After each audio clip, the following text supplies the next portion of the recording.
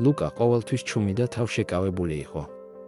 მისი თანაკლასელები ხშირად დასცინოდნენ მის წყნარ ხასიათს, წესრიგს და წიგნების სიყვარულს.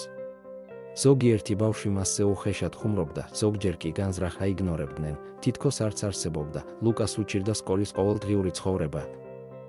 მაგრამ ერთი რამ ჰქონდა, საოცარი მიზანდასახულობა. მას განსაკუთრებით უყვარდა მათემატიკა და პროგრამირება. როცა მასწავლებელი კლასში კითხვას სვამდა, ლუკა ყოველთვის სწორ პასუხს იძლეოდა, თუმცა ამის გამო მას კიდევ უფრო დასცინოდნენ. ერთხელ სკოლაში მათემატიკური ოლიმპიადა გამოცხადდა. ლუკამ გადაწყვიტა, რომ ბოლომდე ებრძოლა თავის შესაძლებლობების დასამტკიცებლად.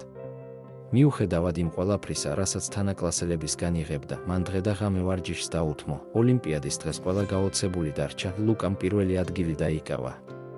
არა მხოლოდ სკოლაში, არამედ ქალაქის მასშტაბითაც.